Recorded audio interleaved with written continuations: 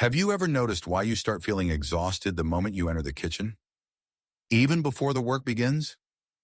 You want to make tea, but first you have to clean the counter. You need to chop vegetables, but first you have to make space. You open the fridge and the first things you see are old packets. There are only 2 or 3 dishes in the sink, but seeing them makes you feel like you should do that first. You don't even realize when cooking turned into cleaning. And slowly, instead of giving peace, the kitchen starts giving you stress. The strange thing is that the kitchen is used every day, yet why does it start tiring you out the fastest? Perhaps it's because a kitchen doesn't get dirty in a single day. Every day, just one cup is left behind. One spoon remains in the sink. One shopping bag is kept in the corner. One spice packet will be put in the jar later. At that moment, none of these things seem like a problem. It's just one cup, just one packet, just one bag. But when this just one is repeated every day, the kitchen starts storing fewer things and more small reminders. Every time you enter the kitchen, your brain gets a new signal. This needs to be done. This needs to be put away. This needs to be looked at. Gradually, the kitchen becomes less of a place for cooking and more of a mental load. Psychologists also say that when there are many visual reminders around us, the brain has to put in extra effort all the time to ignore them. And that is probably why sometimes just looking at the kitchen makes your energy drop.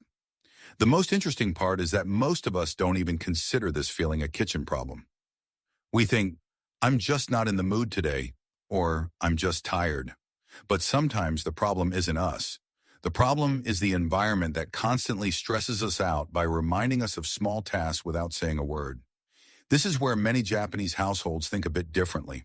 Japan isn't perfect, nor is every Japanese home the same. But their organizing philosophy focuses not just on cleaning, but on keeping the kitchen ready every day for its actual work. That means before cleaning the mess, not letting the mess accumulate in the first place. Today, we will look at 6 such mistakes that slowly turn a kitchen into more of a storeroom than a kitchen.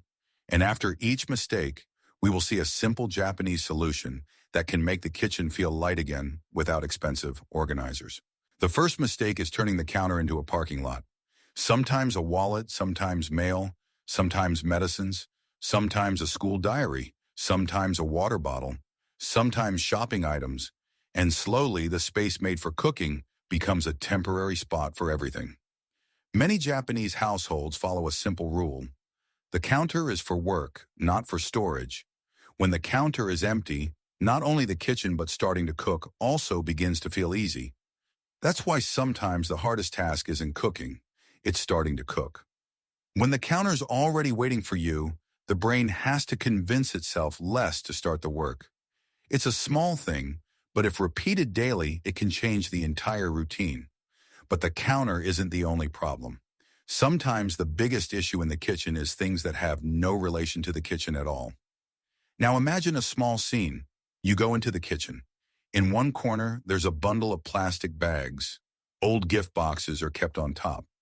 A packet of medicines is on the side. On one shelf, there's a mixer that probably hasn't been used for the last 2 years. And in a box, old birthday candles, rubber bands, and random small things. The strange thing is that half of these things are of no use in the kitchen. Yet you don't even realize when all this gathered here. Why? Because every time we just think, let's just keep it here for now. And slowly the kitchen becomes less of a cooking space and more of a storage space. And the funny thing is, if you just imagine your kitchen in your mind right now, without getting up, you might already remember 1 or 2 such things that you thought, why is this kept here? But seeing them every day, we stop noticing them. And that is the most dangerous part because when you get used to the mess, the thought of changing it rarely comes to mind. In many Japanese households, a simple question is asked, does this thing have any work in the kitchen? If the answer is yes, it stays there. If the answer is no, its place is outside the kitchen. Sometimes the kitchen isn't small, it's just that fewer kitchen things are kept in the kitchen. Now open the fridge or the spice shelf. You might find 2 ketchup bottles, 3 pickle jars, 2 tea packets, and in the back, a sauce that expired long ago. The funny thing is, while shopping, we remember what was on offer, but we don't remember what is already at home. Then with every shopping trip, the kitchen starts filling up a bit more. Many Japanese households follow a small habit: finish first, then buy. Therefore, before opening a new packet, the old packet is finished. This isn't just to save money, it's also to keep the kitchen light. One small habit makes every shelf clean and simple. When there are only as many things on the shelf as are actually used, the shopping list also starts getting shorter on its own. Less confusion, less duplicate things, and most importantly, you don't have to think upon opening the fridge whether to open this packet first or that one. Small decisions also cause fatigue, and when some daily decisions are reduced, the day also starts feeling a bit lighter.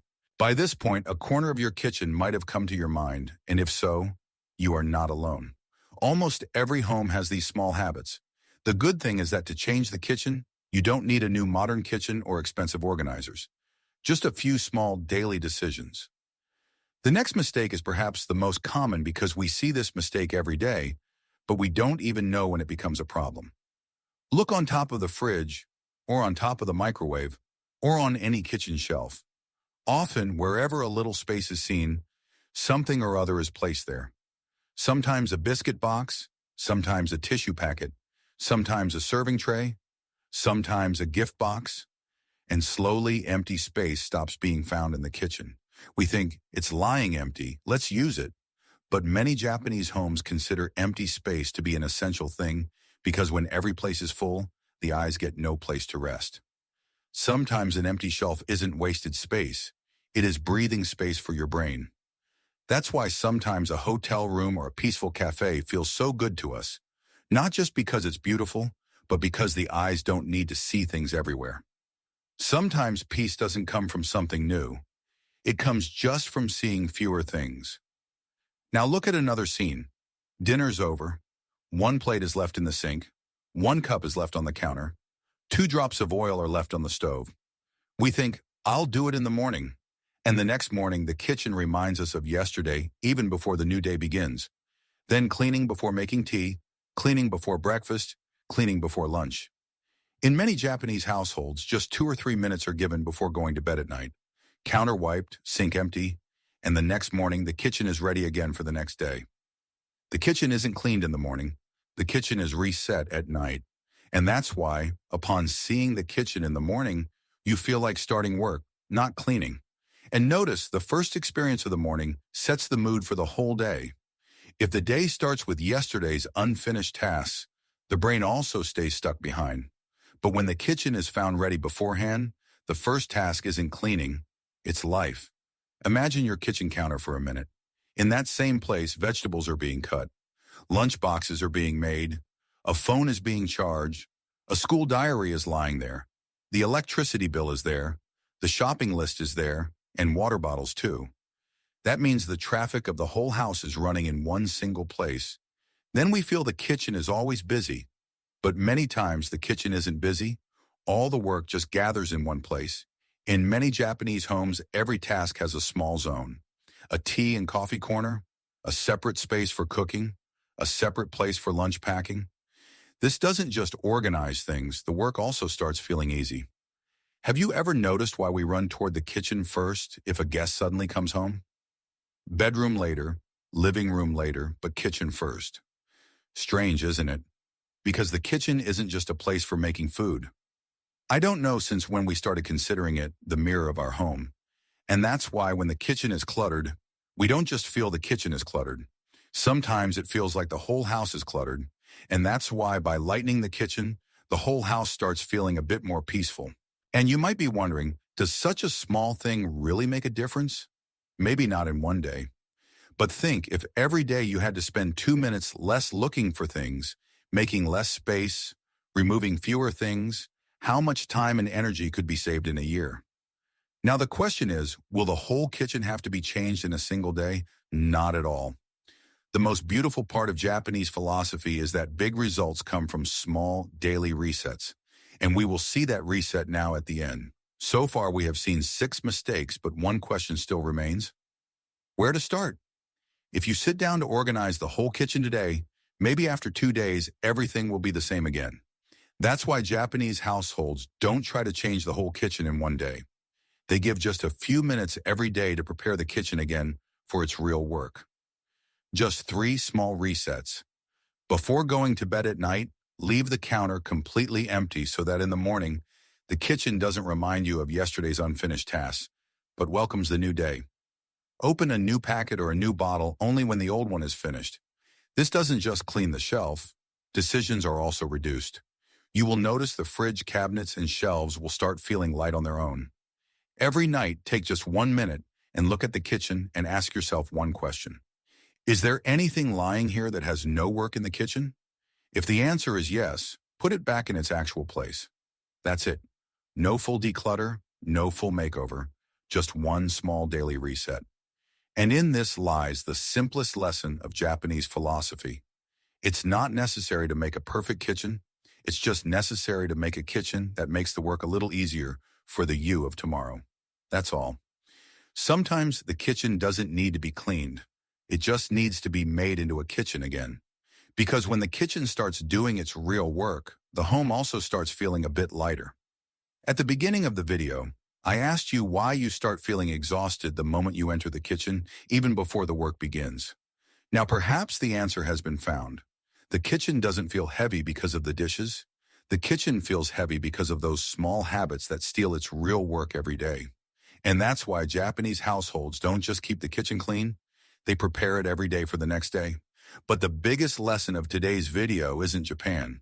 It's that peace doesn't come from big renovations. It comes from small daily resets.